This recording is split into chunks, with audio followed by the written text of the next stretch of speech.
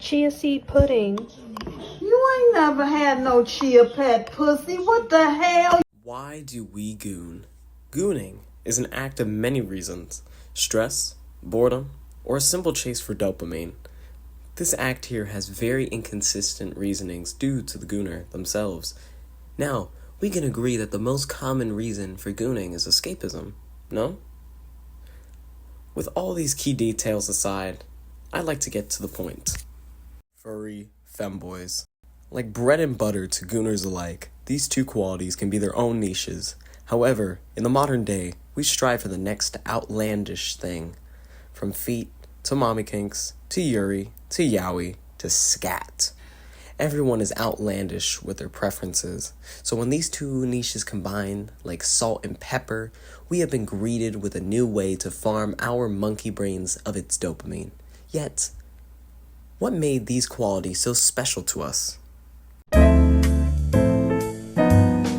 Furry culture is often a misunderstood collective of individuals who simply wish to dress up as their anthropomorphic animal personas, or to make that less of a mouthful, fursonas. The big taboo here is the common thought that furries wish to sexualize these animals. Now don't get me wrong, there are some people who do draw that kind of stuff. Now, the big question is, why do we have people who enjoy that kind of art? Whether it's you, your friends, your family, your neighbors, whoever you know likes that. Why is that the sweetest part of the berry? I believe that I have found the answer to solve that mystery, my friends, and it is the taboo. The risk of how society treats it. Our ape brains see this as a high-risk, high-reward situation.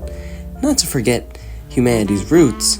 For written history, we couldn't just mate with someone without risk. It is written in our genes to see risk as opportunity, and with modern society, the cortisol spike is misread as arousal. We have only examined one side of the coin here, my friends. Let's flip it over now. A style that has resonated as far as ancient Rome, the feminization of what was meant to be a socially masculine individual now turned androgynous. Femboys have aged with mankind like a genetic wine. You know of them, I know of them, we all know of them. Yet, I don't believe mankind has looked too deep into what made us worshippers of what was once a flaw in genetics. Femboys have acted as slaves of pleasure to emperors of the old age, when women were still seen as lesser beings. What was once a slave is now still something we pull our pork to. And just like I mentioned before, tension and risk brought enjoyment to these individuals.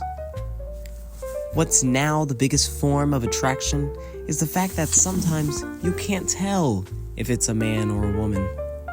It adds another layer of risk, complementing and complicating the reward.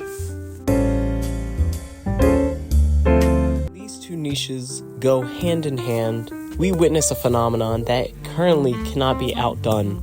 It acts as such a dopamine farm, dopamine plantation, if you will, that it will either numb you or make you submit to it. It is an incredible sight to witness. In summary, furry femboys may be the most potent goon fuel mankind has made against itself, possibly too potent for its own good. Thanks for the talk. Bye-bye.